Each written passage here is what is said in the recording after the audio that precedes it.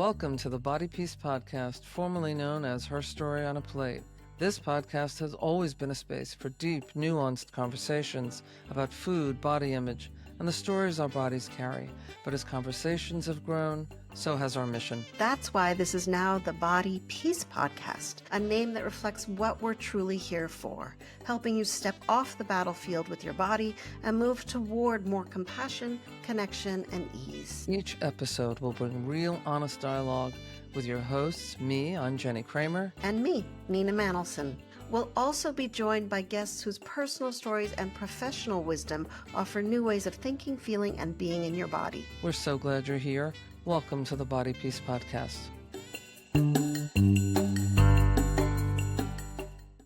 We are thrilled to have Jenny Rushmore with us today. Jenny Rushmore is an innovator in the world of size-inclusive fashion. That's that radical idea that clothes should fit us versus us trying to change our body to fit clothing.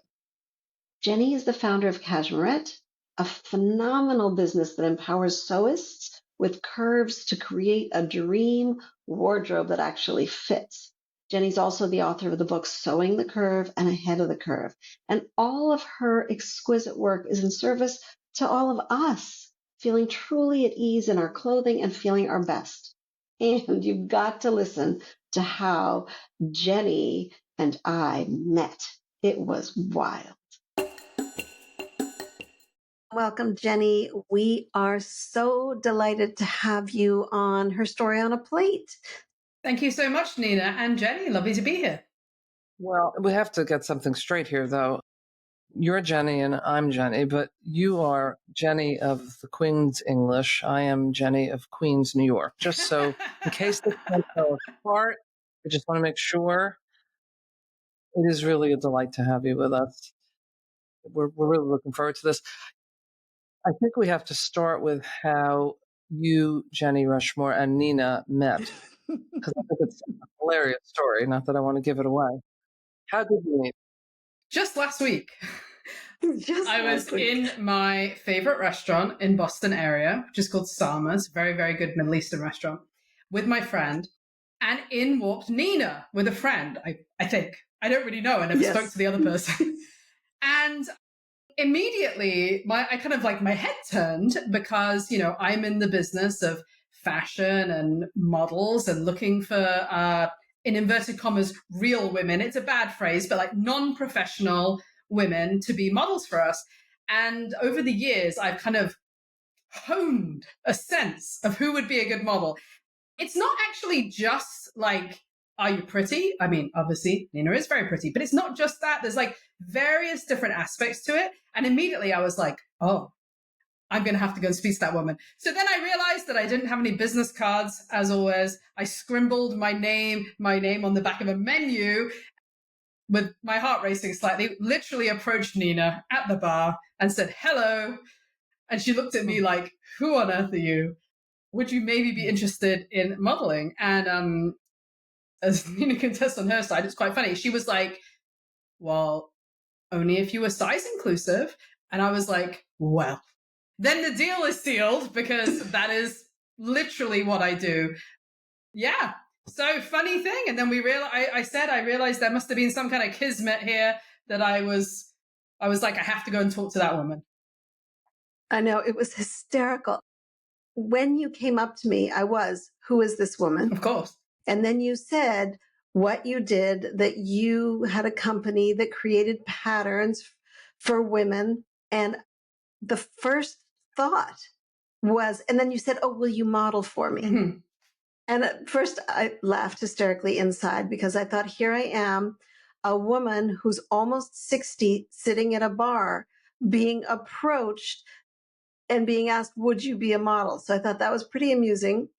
But I also was a little bit surprised that my first words out of my mouth were, is your clothing size inclusive? Because it felt... I was surprised when I heard that too. Well, I'm not sure that it would have been my first response. Yeah. I just thought, well, if I'm going to stand up for somebody's fashion concept, it better be things that women can actually wear. which brings us into this whole conversation that we really want to get into with you, Jenny, which is, how did you start creating clothing for many sized women and being so size diverse? In some ways, it's sort of a long story. So as I grew up, we have plenty of time. I'll just put my feet up on the desk. Go ahead. Go for it. It's a bit dangerous asking me a question because I can go for about 2 hours. So yeah, when I was growing up, I was always on the bigger side. So like higher percentile, just always a bigger person. And I always struggled to find clothes that fit me. And as I got older, I also got this kind of very bodacious bust going on here. I'm an H cup. So even if I could find something in my theoretical clothes size, nothing would actually fit across my boobs unless it was stretchy or it wouldn't fit me.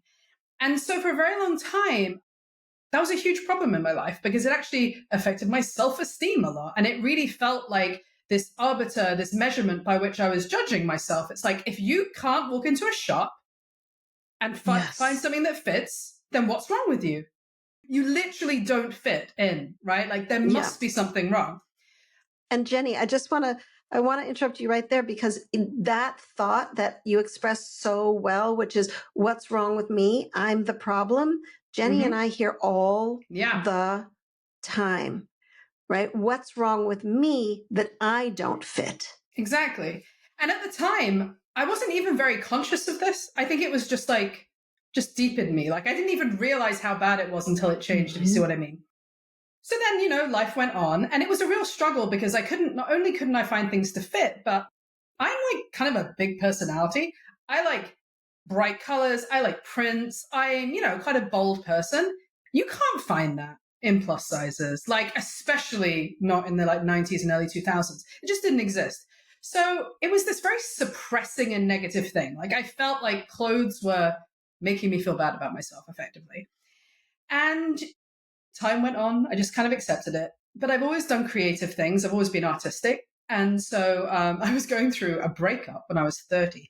And I thought, I need to just do a new hobby. So I decided to learn sew. So I learned to sew. And almost immediately, I had my first revelation, which was just like, oh, like maybe I could sew my clothes. And it was like, that's really interesting. So I started like trying to learn. And then I hit the same problem as with ready-to-wear clothes, is that sewing patterns didn't come in my size either. And just for perspective, like I'm a size 14, 16, which is the literal average size of a woman in America. And I was lucky if I was the biggest size in a sewing pattern. And also at that point, 100% of sewing patterns were made for a B cup. Now there's nothing wrong with being a B cup, but the average woman is a double D. So it's very, very far off what the average woman's bra size is. So I learned how to change the patterns, right? You can physically take a sewing pattern and you can slice it up and you can move the lines. And all of a sudden, that was my big, it's sort of like a before and an after in my life. Because the big revelation that I had is that I didn't have to change my body to fit my clothes. I could literally change the clothes to fit my body. That there was nothing wrong with my body. Can you just say that, whoa. Yeah. Say that about 5 times and much slower, because we want everybody in the back to hear that one. Yeah. Well, at this point, I've literally written books on this topic. But yeah, so I realized there was nothing wrong with my body. There was something wrong with the clothes. And the more I learned about fitting and bodies, and now I've fitted, thousands of people, it's all of us. You don't even have to be plus size to have these challenges. What we found in our research is that 80% of women are different sizes at the bust, waist, and hip. Okay, so hold on one second. Hold on. Because you are throwing down a lot of important information for us to assimilate into our brain that has been trained to believe that our body should be a certain size, fit into certain proportions. Because what you're saying is, the reality is, what was the statistic? 80%. 80%. And that's in our research. Who knows? Maybe it's higher in the grand outside world. But for me, my boobs are I don't even know what, a size 24 or something, if you just measure them, even if the rest of me is a 14 or a 16. And when you think about it, it's not some conspiracy against people like me. It's just that we are snowflakes, right? Everyone has totally different proportions. And to me, bodies are just geometry now, right? So like it very much neutralized how I felt. Like what I say now is that knowing your measurements, which you need to know for sewing, it's just like knowing how much flour needs to be in a cake. There's no such thing as a good amount of flour or a bad amount. There's just an amount to make a nice cake.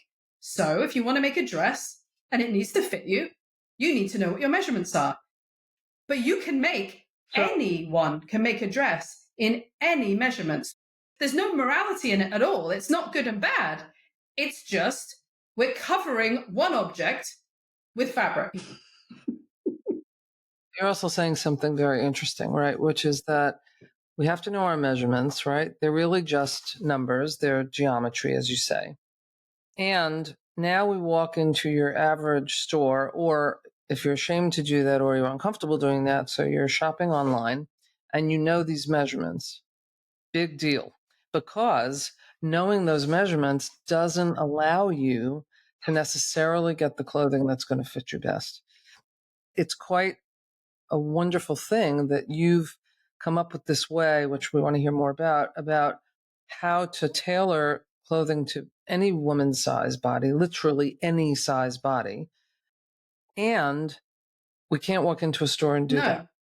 It's my hope that one day women have a choice to have their clothing made or learn how to make their own in the way that you're doing, and also to have the option to walk into a store or some assortment of stores that isn't just patting itself on the shoulder because it has a section called plus size. I mean, one thing I do think is very interesting, if you just look at the historical context, until the 1920s or 1930s, ready-to-wear clothes didn't exist. There was no such thing as a size 6. So if you got a dress in like 1890, you didn't go and buy one in a size. Everyone's clothes were made for them, whether they made them or someone else did. So there was no like judgment against what we were comparing ourselves, right? And then there was a standardization and there was mass industrialization of clothing. And the thing is, again, it's not evil. Like clothing manufacturers have to choose something, right? Like they had to pick. Now, I will say it was very racist because it was entirely based on like research of white nurses. You bet. So it was very racist. But they had to pick some combination of things. So they picked this combination, but a very, very tiny percent of women, regardless of your size, will actually fit in that. And in sewing, what it's called for us, it's called grading between sizes. And I actually wrote a book called Ahead of the Curve, which is all about learning to fit sewing patterns if you're plus size. So it starts at a size 12, goes to a 32. And it's the first thing I teach once we got the real basics. It's how to grade between sizes. So you are an 18 bust, you're a 20 waist, and you're a 14 hip. That's exactly me. Here's how you do it. And the funny thing is, it's actually very easy, but it's also kind of life-changing for people because for me personally, once I started wearing clothes that fit me, like there were two huge things that happened. The first one is I started wearing clothes that fit me, that were in fabrics I liked and made me look good. And a lot of people would comment that they thought I'd lost weight, which actually kind of annoyed me because I hate that that's a default comment. But the point is that they actually fit me. And it's very, previously I had to just pick a point in my body that would be fitting and then everything else would be tight or loose. All of a sudden they fit me. And I felt so much more confident because I could wear the like bold colors. And I discovered that there were things that I thought I couldn't, I'm doing inverted commas here, couldn't wear because someone with my body type couldn't wear them. It turned out to be 100% not true. The reason I couldn't wear a moto jacket is that no one made a moto jacket for size H boobs. The reason I couldn't wear a button-down shirt is because no one had made one in my size. Turns out, literally anyone can wear anything. So, I mean, I have to say, Jenny, I think there will always be a market for the kind of thing that you're doing, right? Because first of all, you're not only creating clothes for people to be so much more comfortable in, you're also creating a way for them to learn how to do that for themselves, right? And then there'll be people like me who cannot sew a button to save their lives, and I'm proud of it. So I wish for the day, too, that at some point, the clothing industry will look to people like you to really understand how flexible sizing has to be. I mean, even now, if you go into any store and you think you are some size, whatever that is, you will not be the same size in 10 different manufacturers. No. And so a lot of, not just women, people go through a lot of mental machinations when they say, oh my God, I was that size in that. Why am I that size in that? And they make it mean a lot. Yeah. I will say, I can give a little insight. There are two fascinating facts on this very topic, which are a little counterintuitive as to why that is good, which I know it sounds weird, not feeling bad about it, but that it's different. The first thing, this isn't the good one, but just to understand, when manufacturers cut, say, a pair of jeans, they stack up 50 layers of denim on a table, and then they use what looks like a saw, like a handsaw, to go through and cut them out. They very rarely cut them at 90 degrees. And what that means is they're cutting out 50 size 12s.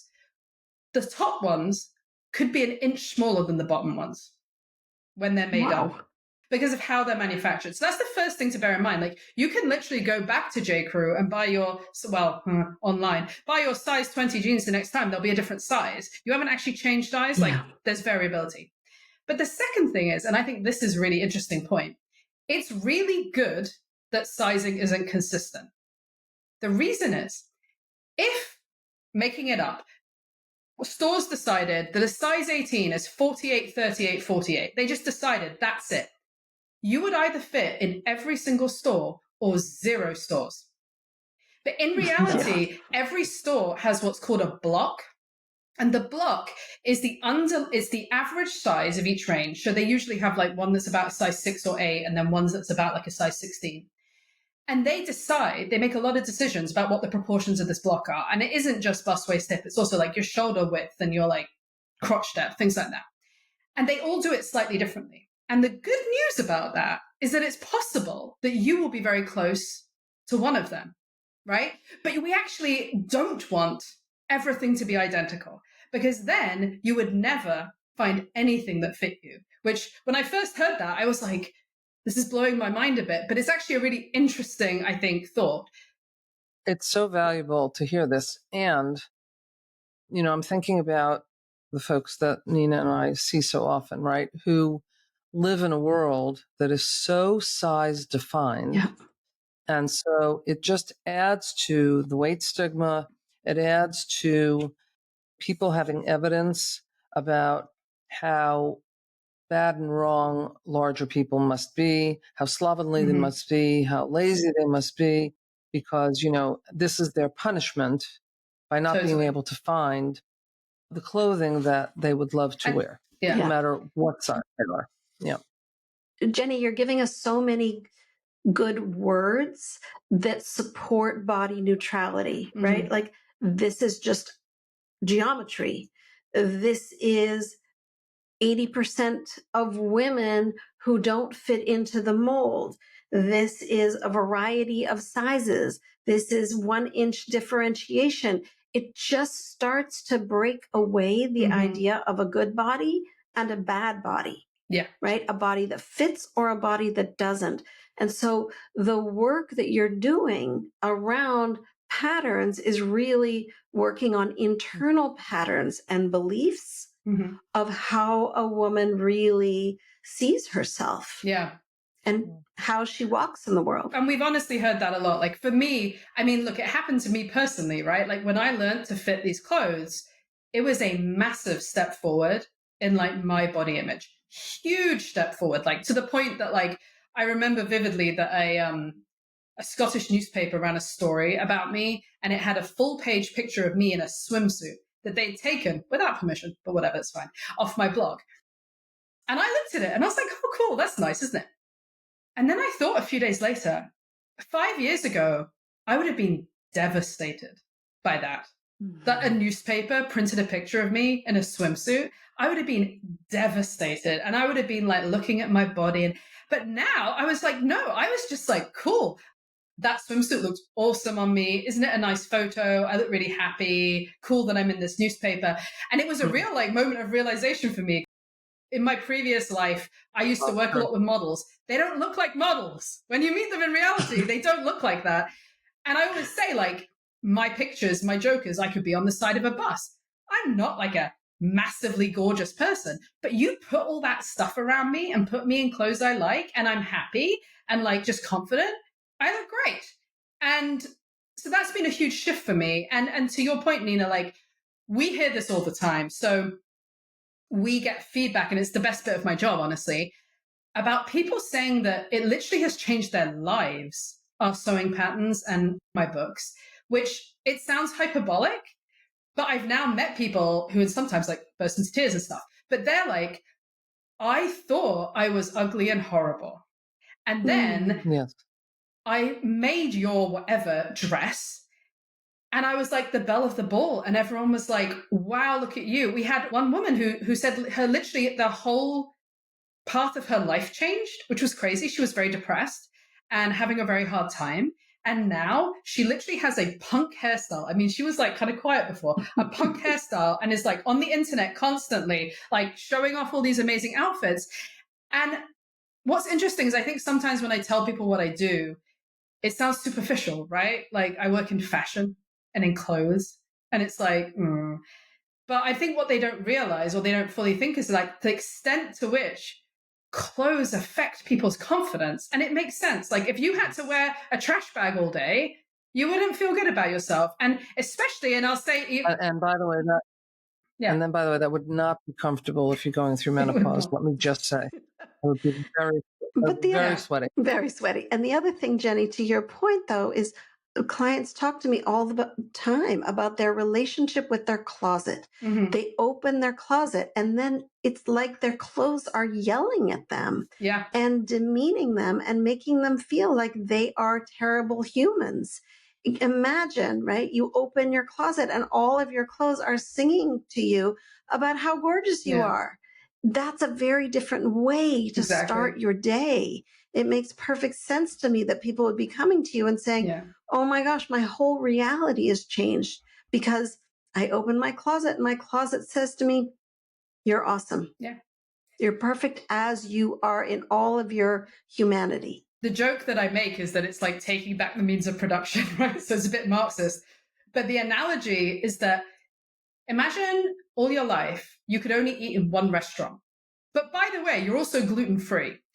And there are 4 things on this menu you can eat. And your whole life, you just eat these 4 things again and again and again. It's like kind of dispiriting. And then one day, someone teaches you how to cook. And now you have an infinite amount of food you can eat, and it's all gluten-free. And that's what it's like to me. It's like today, if I try and go down to the Prudential Mall and buy a dress for an event, I can tell you right now, I'd have zero luck. Like I wouldn't fit in a single thing. And if I was lucky, I'd find one thing, but I wouldn't find options. I wouldn't be able to like experiment with fashion and how I feel. Nothing.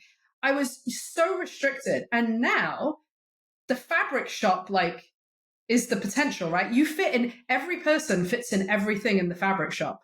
You just have to buy enough of it. So we're talking to Jenny Rushmore from Cashmerette. Jenny, I have a question. Do you get a lot of inquiries from trans folks? Because one of the things that I hear a lot in our practice is that as folks are transitioning in some way, their bodies may not really fit the size of the kind of clothing they now want to wear. And so I'm imagining, that this would be a godsend if one has the ability to really create clothing that fits with one's identity. Absolutely. So there is a very excitable, enthusiastic online sewing community. So these days, mostly on Instagram, but in the past it was blogs. I know there's a lot on YouTube. And there are so many different kind of like flavors of people, right, within it, because there's like the retro people who do rockabilly. There's the like very chic minimalist people. There are people who are sewing because no clothes come in their size at all, right? Like you hit a certain size, like you actually can't buy clothes in stores, and you're making underwear because you can't buy underwear. So there are people in that bucket. And then there are people who are just like non-conforming in any number of ways, right? Maybe like they're much shorter or taller than average. Maybe they're gender non-conforming or they're trans. Like all of a sudden, again, it's like, it's up to you. You have to have the basic skills. So there's a certain level of privilege in it, Well, that's the whole damage of diet culture, isn't it? Right? That we're all taught at some point our bodies should be changed, should be different, should be a certain size, look a certain way. I mean, this really beats the heck out of that, because what you're really saying is, look, your body is exactly what it is in the moment. It can't be anything other than what it is in the moment. That's the definition of acceptance. And by the way, enjoy it, have fun, look however you like to look. Yeah. And it's a beautiful message. It's an extraordinary journey that you've been on, and a very courageous one, I have to say, Jenny, because a lot of people sit around over a cup of coffee and have great ideas. They don't then create necessarily businesses and books. And so it really speaks to your commitment, your tenacity, your ingenuity. And so, I really applaud the whole project. Once again, we're talking to Jenny Rushmore from Cashmerette. And is there anything else that we should know? Well, Jenny, I have one last question for you before we ask you how people can reach you, which is, what would you say to your younger self who is struggling? My goodness, that makes me feel a bit emotional, to be honest, because, I really was struck. First of all, I'd suggest learning to sew before the age of 30. I think if I had learned to sew when I was much, much younger, I would have been in a better place. I think also, goodness, I just needed affirmation. And I went to a Lizzo concert. I realize at the moment she's got some difficult things going on, but I went to a Lizzo concert when she was in Boston. And I started weeping, like sobbing, like in the first 10 minutes. I feel slightly teary thinking about it. I started sobbing. And I was like, why am I sobbing? And Lizzo. And I was like, if this had existed when I was 13, my whole life would have been different. Because every person on that stage, apart from the DJ at the back, every single woman was fat, looked amazing, was wearing amazing clothes, was really cool and confident. So I think, if I could tell my 15-year-old self, how many years? Goodness. In 30 years' time, you're going to be watching this woman on TV who's just fat and no one gives a, she's fine, she's beautiful, right, she's confident, and it's going to be much, much, much better. I will tell you, I thought for a long time that me being fat was a secret and that no one could tell. And that if I just didn't acknowledge it, and if I just bought clothes that were too small for me, that no one would ever know. I truly kind of felt like that. And through the process of launching Cashmerette, it almost felt like I came out. It almost felt like I was saying, I'm I use the word fat as a neutral descriptor for myself. It's saying, I'm fat. But you know what? Also, I used to always be I'm the biggest person in the room. And it also was no, I'm not. I know lots of people, bigger and smaller, who all look amazing. Who am I to turn around and be oh, I'm a 16, I'll never look nice? That's rubbish. Look at this woman over here. She's a 28. She looks unbelievable. Look at this person over there. It totally changed things. You're reminding me of a great movie called The Help.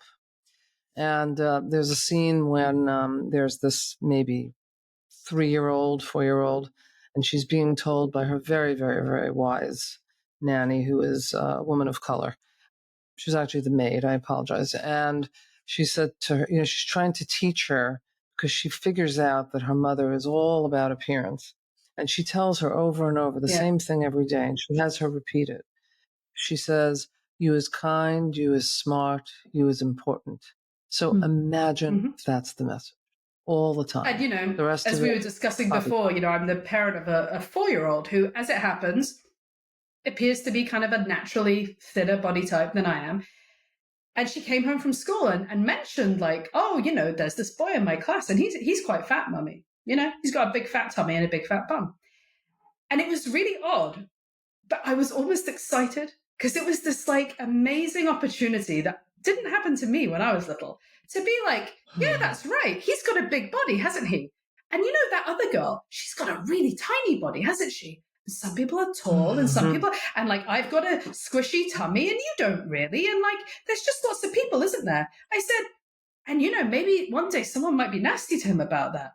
but what would you say to that? And she's like, well, I would say, don't be nasty to my friend. It's okay to have a big tummy. It's okay to have a small tummy. And I was like, if I can keep her in this space, if I can keep her in this world, I will have done one good thing at least. Yeah. It doesn't matter. You changed her life in that moment. Yeah, completely. She will never forget that conversation. That conversation will be challenged everywhere she goes, but it's a message that she keeps getting from you. That's not to say that we now need to throw every mother under the bus who has not given that message. But what we are saying is, what a wonderful, wonderful insight for you to have for her. And what a wonderful work that you're doing. It is an utter delight to have you on our program with us and really talk honestly about your story, about the clothing that you're creating, about the way that you're facilitating other people making their own clothing, no matter what their body size. Let me say that again, no matter what one's body size, one can wear whatever they want and look in any way they would like to look. And we're just so grateful to have you with us. Jenny, I'm glad I met you in the bar. And yeah, really. Would you share how people can learn more about you and your business and how folks can stay in touch with you? Absolutely. So everything is Cashmerette. So you can go to cashmerette.com, which is CASHMERETTE.com. That's our website. We have sewing patterns. We have online classes. We have a membership club that's really popular with lots and lots of interaction and help to sew your own clothes. I'm on Instagram at Cashmerette. That's the big social media thing for us. Yeah. And then I also have one book that's out and one book that's coming out next month. So my book that's already out is called Ahead of the Curve. It's for people who can already sew, and it's all about learning to fit the patterns. So if you make something in a 60 and you try it on and it doesn't fit, and then you throw it in the trash and you think, I'm never doing this again, this is the book for you. We're so glad you joined us on this episode of Body Peace. Stay connected as we continue exploring what it means to live in your body with more ease, trust, and care by subscribing to Body Peace on Apple Podcasts, Spotify, YouTube, or wherever you listen. Be sure to visit us at bodypeacepodcast.com for special bonus content for those on our mailing list.